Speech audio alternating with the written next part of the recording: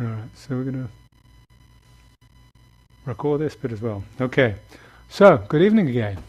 And yes, 40 minutes. So, how was that for everybody, apart from being fast? Yeah? Good. Yeah, there's some guided meditations do help us come back. They help concentration, so there's real value there. They're not doing it on your own is better eventually, but guided meditations can be really helpful. So I'm glad it was good. So that was a guided meditation, basically step by step through the whole of the Anapanasati Sutta. I went pretty light on some of it, but basically went through the whole Anapanasati Sutta there. The reason I did that, last week we went through the third and the fourth tetrads, and I realized I really didn't do justice to the end of it. We didn't spend as much time towards the end as I would like, and that meant I didn't really wrap it up. So I wanted to come back, spend some time tonight finishing up the Anapanasati Sutta. So I will talk through the whole sutra, but first of all, but I'm also going to do it in the context of framing it. So I want to talk about this whole experience of breathing meditation, what this is about, why we do it, and then bring it back to the last tetrad, which is the one where we explored the impermanence of the breath, the letting go, and this experience of cessation and of freedom. Right, so that's where I want to spend some time. But to get to that, I'm just going to ground us on the basic principles that we were going through here. Starting with, foundationally, shamatha and vipassana, calming and insight, as we often translate them.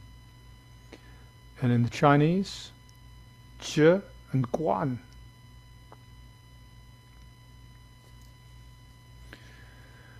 The whole practice is founded on shamatha, this experience of calming, this experience of grounding. And we dealt with that in that first tetrad, where we paid attention to the breath. And you start by paying attention up here at the nose, because when we start, everything's a little agitated. The whole body is coming in from moving around. Everything's energized. So everything's a little coarse. And so the breathing is sufficiently rapid and heavy that we can notice it around the nose. We can notice temperature gradients, the flow of air through the nose. But as we sit still, as our senses calm, as sensory inputs start to diminish, everything stabilizes and settles. And the whole experience of breathing becomes more subtle. And there's just this natural, hope you felt it, this natural dropping, yes? And it happens very naturally. There's no reason to force anything. If we tune in, it just happens. We can amplify it a little, but it just naturally happens. So we naturally come down to the chest area with our breathing and naturally notice the rising and falling there, and it just naturally keeps on sinking, all of our weight. So this relaxation is a very natural process. And the body just kind of fades away. Our awareness of the body just dissipates. So this first tetrad takes us through that. So that's this calming. There's a sense of clarifying that comes with that too. Now the other piece of the puzzle is this vipassana, which is insight. Insight actually, the way I'm going to talk about it, has two flavors. So if we come to the impermanence, seeing impermanence is insight. But we can experience that in two different ways. So seeing this impermanence can take us to a place where we just don't have to hold on and we just settle. And that allows shamatha, that allows this calming and stabilization to deepen. Right? But at that point, we're still just watching the movie. We're still just on the beach enjoying the weather. Still just really pleasant, but nothing is changing. Cultivating the skill to calm but we're not really changing the way we experience the world, the way that we experience our own vexations. So the second flavor of insight is, it happens when we move into a direct experience of emptiness, impermanence. It's no longer just understanding so we can let go and calm and settle. It's what I hope you started tasting as we moved through those last steps, which is this direct experience of, oh, my breath is just perception. There really is nothing here. Oh my goodness, there's actually nothing to hold on to. This is experiential. And if we apply that to stresses, something comes up at work, when we're on the cushion, it comes up here. Oh my goodness, that's just one of those thoughts. Comes wandering in. And if I don't pay much attention to it, shifts around a little and it fades. Oh my goodness. This is transformational insight. Am I making sense? Yes? Good. So this actually comes across, to me, it comes across fairly clearly in the transition from Indian Buddhism to Chinese Buddhism. As I've come to understand this, those two valences of insight are combined in that same word, vipassana, in the Pali tradition. And in the Chan tradition, they're split, and it can be confusing, but the use of insight practice as a calming practice is actually included within this word of je, stopping, calming. And this experiential side of things is within this word guan. So they don't map, the two don't completely map. But there's these three different elements. There's shamatha, which is the intentional breathing and just letting things settle and calm. There's the investigation, that might be the right word here, for the investigative side of insight. There's this investigative side of insight which helps amplify this calming process. And then there's the experiential side of insight, which is transformational. It takes us to the place of realizing we're already free. We've just got all this stuff that keeps on showing up to cloud that.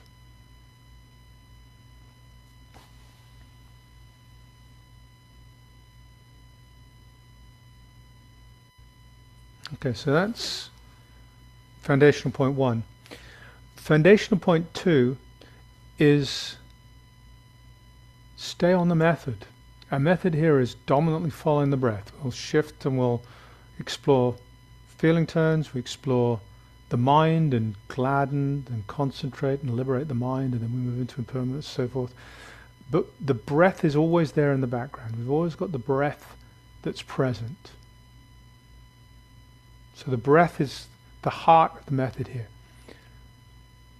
But always stay on the method. And you remember towards the end there we had where we reached the place where there's just this complete letting go, non-abiding. In this place of non-abiding, it's really easy for us to kind of lose touch, for thoughts to start showing up, for things to get heavy, for us to forget what we're doing. That's why, I spoke into that silence a couple of times to help make sure we're together on that. And if the mind does start becoming too heavy, we always come back and reground. That's always there. So don't try and stay in this ephemeral, really light place if the mind is too busy. It's not a good match. We're going to lose that method. So in order to stay on the method, we have to come back to a more, to a denser method, to a method that requires more work. And because we're in a fairly stable, loosened place at this point, meditating for 30 minutes at the point we reach that point, hopefully it will be relatively quick, relatively easy to stabilize, reground, move the mind to a state of openness so that we can step back into that non-abiding again. But we take as long as it takes. The important thing is to stay on the method. If we're not on the method, we're not practicing. We're not even really enjoying the beach. We've got a movie running around in our own heads. I mean, we're making up our own story.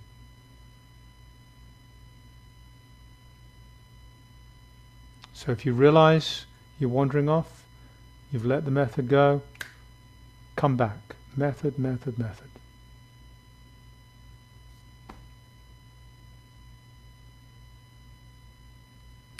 And then another point that I want to, it's not talked about as much as I think it could be, and I think this is important. We talk about mindfulness. There's these three elements of mindfulness: ardent, alert, and mindful. Ardent is this intention, this energy,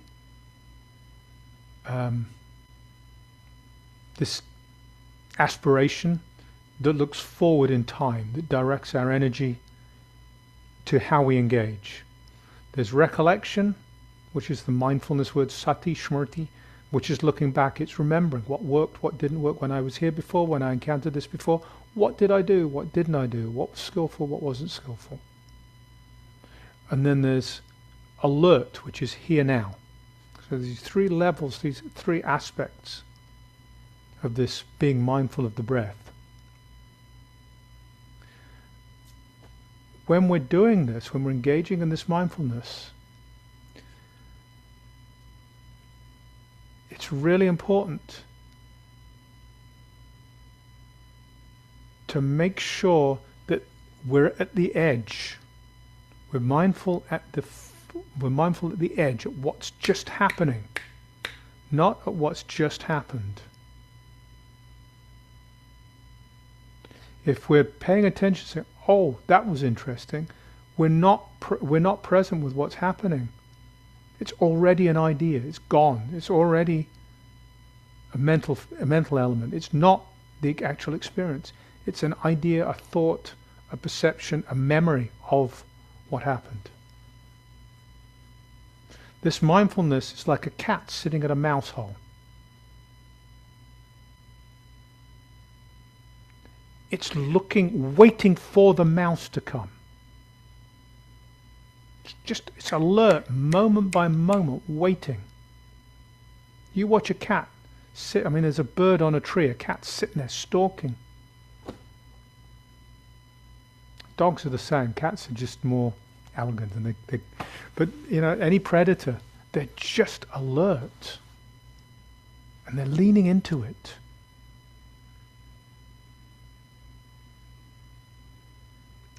Our bodies react before we're aware of it. So if you develop subtle awareness, this happened this morning. I just noticed it this morning. Oh, that was interesting. I was sitting, and just there's a fraction between the two. My body jerked, and then I noticed the noise. Now normally, you think you hear a noise, and then the body responds. That's not what actually happens. What actually happens neurologically is our body picks up an external cue, and the body instinctively has already decided how to respond to that based on history. So the response already starts to happen. And then the sense experience goes through the processing of the mind decides what it is and decides what to do. Most of the time, what the mind decides to do lines up with what the body's already doing. So it just matches the two. And you think you experienced it and you decided what to do. It's not what happened. It's not what happened. You're responding to ideas, not to the reality. So as I said this morning, it was kind of interesting to notice in real time body response before the experience was realized. There's this, when we're mindful, when we're practicing, lean into it. don't be. It's like if you're on MARTA, the plane train, whatever that thing's called. My kids, when we used to go to catch a plane when they were young, we used to always try and sit on the front. So at the front there's that little shelf, and you can sit there and you look through the window. If the front's crowded, you sit and look at the shelf, looking out the back. And it's radically different. The one at the front, you're seeing what's about to come. Be the kid sitting on the front of the plane train. The one sitting at the back is looking at the sleepers as they slide past. They've already happened. So there's this quality of mindfulness that's really important and this comes with this real alertness and awareness. It's really leaning into it. Very fresh, moment by moment.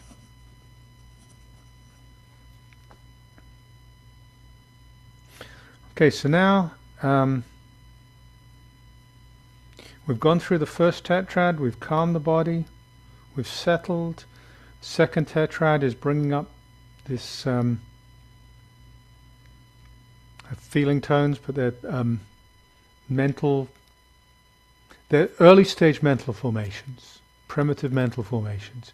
And we're being aware of those and calming them. And the whole body, there's just this gentle sense of peace. This is the Pali word is sukha. It's just this peacefulness, this contentment in the body, pervasive. Whole body experience. Whole mind, whole body experience. And then we move and we work with the mind, so we're moving from the gross to the increasingly subtle, the body, through those feeling tones to the mind itself. And we work with the mind, really becoming one with the mind. One of the things that happens with concentration is this move to strengthen of concentration and unification. So we're moving through that process. And then with a calm, clear, stable, open mind, where you can move into this fourth stage, the fourth tetrad, which is true insight. This is liberative insight. This is transformational insight. For this to really work well, it needs to be grounded on the first three. I told you last time that there are different interpretations. Different people will teach how to approach these in different ways. Some say one at a time. Some say you've got to do all 16 in order. Some say that each of the four tetrads, they're kind of four things that overlap and do the same thing. But across all of them, they would agree that you need a very firm foundation to be able to step into these last steps with clarity. So we spent the first 20 or 30 minutes developing that foundation. And then we moved step by step through the last tetrad. The first step of the last tetrad, we went back to just the experience of breath, and from this place of calm and stability and openness, with the mind still is really important. Cognitive, intellectual side of the mind is not activated. We're not thinking about our breath. We're just directly experiencing it. And as we directly experience it, we can feel it's not really there. All we're experiencing is a perception. There's actually no quality of experiencing the breath. The quality of experiencing the breath is a mental overlay. What we've actually got there is just this moment by moment changing non-thing, thing non-thing. As if it's there, as if it's not there. Totally fluid. Totally ungraspable.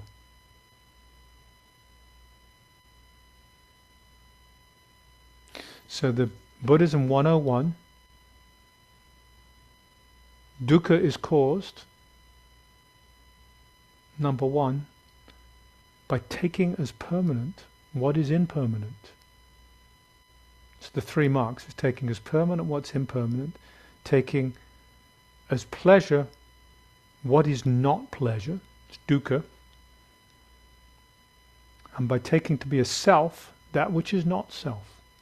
So the first of these is taking as permanent what's not permanent.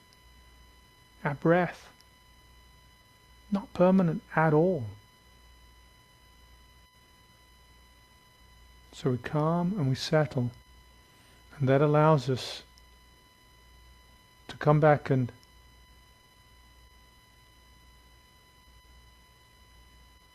directly experience impermanence. It's not an idea of impermanence. This bell's impermanent, and we talk about it, we do often, right? But at that point, we're talking about it in this very much mental constructs we're talking about. What we're doing here in this practice and in this meditation is we're shifting that into direct experience. And that can't be faked. So we just got to relax into it, and when it shows up, it shows up. But if we do those first steps of grounding, relaxation, then the foundation is built. The foundation is built. So that if we just keep coming back, go through that foundation, stabilize, ground, relax, clear the mind, and then we come to the breath without thoughts, just experiencing the breath.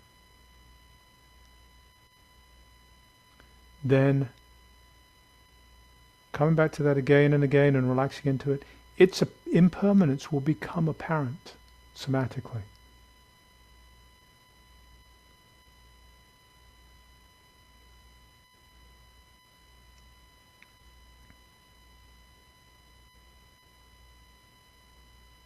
The next step is a viraga, fading. So as we notice impermanence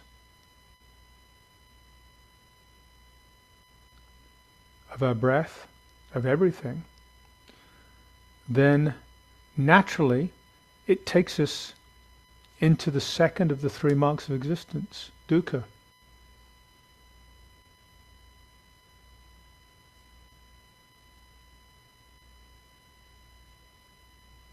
Naturally,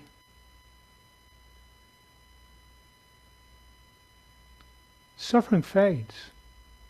If it's impermanent, if everything's permanent. I mean, just experientially, it comes and goes, but, legs. If you have complete experiential confidence that I'm sitting right now, there's something right here and there's something right here that's uncomfortable. If I keep sitting, what happens is most of the time I don't notice it. When I do notice it, it kind of goes in waves. Sometimes it's really difficult. But I know that if I'm sitting here talking to you, my mind is not on my leg and it will just go away. It's experiential. So the nature of dukkha changes with its experience of impermanence.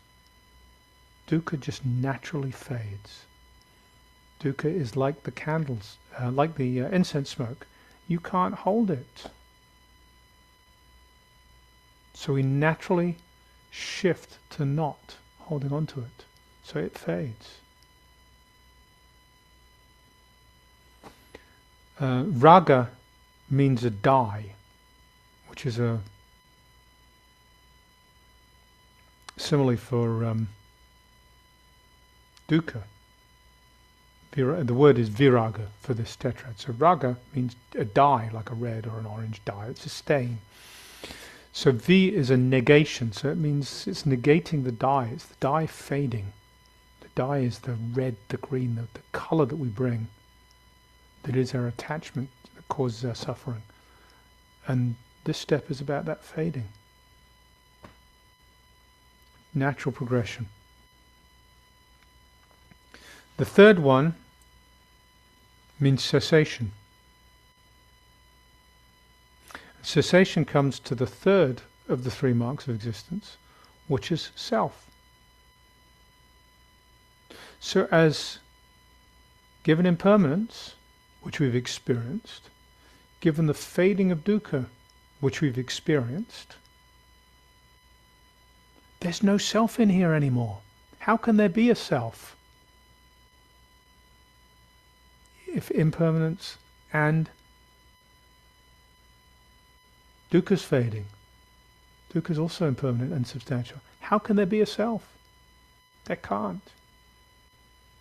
Experientially, this self is precisely the effect of objects on, well, it's the clinging to objects. It's precisely the clinging to objects, to experiences. That is the self.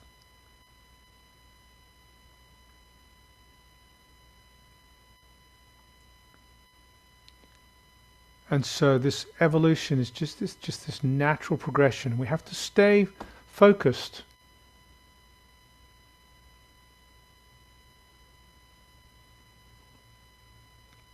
We have to stay concentrated. But there is a natural progression of just this letting go. The power of objects over us ceases. That's what's happening here. If we see things are impermanent, and the quality of our dukkha is shifting, then something comes up that we think is going to cause us harm. We used to think it would cause us harm. Well, we know that whatever's going to happen won't last. And we're much less caught up on the experience of suffering, because that quality of suffering isn't the same. It's all shifting, it's all loosening. So the object loses its power. So somebody throws criticisms at us. Somebody's rude to us. Just flat out doesn't matter. It's easy to say, but you can hopefully you can see that progression. If we truly experience impermanence, and this is where it becomes transformational, if we truly experience impermanence rather than just using that as a tool to settle and become calm so nothing's actually changed when we get up off the cushion, if we truly experience impermanence, and we truly experience this releasing of dukkha on us, then objects in the world, slings and arrows of outrageous fortune, they naturally lose their impact on us. They naturally lose their power over us.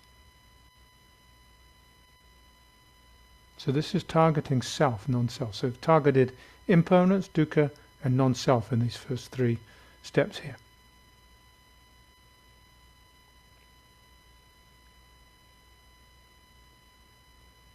So if that's the case, then the fourth step is complete relinquishment. The three marks have been completely understood. Impermanence is seen, experienced, completely understood. Understood in the body, not understood in the mind, but experienced. Impermanence is now somatically experienced, becoming embodied. The truth of suffering is becoming embodied. The quality of our experience of suffering changes with that. The truth of non-self is becoming directly experienced and embodied, and with that, then there's complete relinquishment. And what Buddhadasa says in his commentary at this point, with this complete relinquishment, he translates that as tossing back, which is an unorthodox translation. But the reason he does that, he says that none of this was mine in the first place, so I'm giving it back. It's the realization that all the stuff I've been holding on to, that I've been making a me out of, that's been causing me suffering, that I've been taking to be things, permanent. None of that's true. It was none of it mine in the first place. So I'm just going to give it all back. It's just tossing back. So it's just relinquishment. And that is freedom. So that's the flavor I was pointing at with this non-abiding at the end. When we get to this place where we've really got these experiential insights that open us up, then this non-abiding is that experience of freedom. When you're non-abiding, you're not landing anywhere, which is code for nothing's landing here. There's nobody there. What you're actually experiencing when you're non-abiding is complete non-self. Right? Does that make sense? That is an experience. Non-abiding is an experience of non-self. There's no subject, there's no object in there.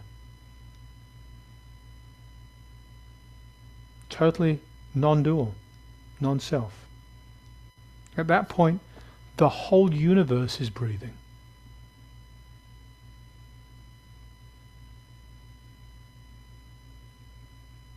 At that point, your body, you, are 13.8 billion years old.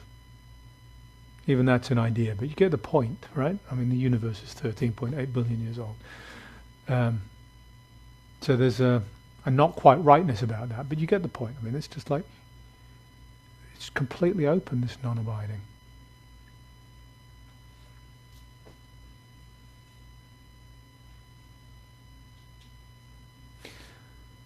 So this is why the Anapanasati Sutta is the comprehensive teaching of breath meditation in the Pali tradition.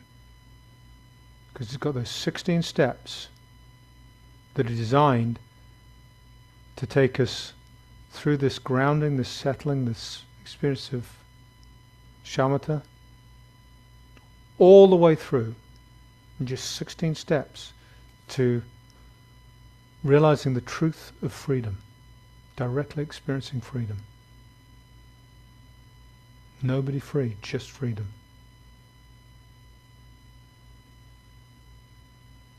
Okay. So with that, thank you. I will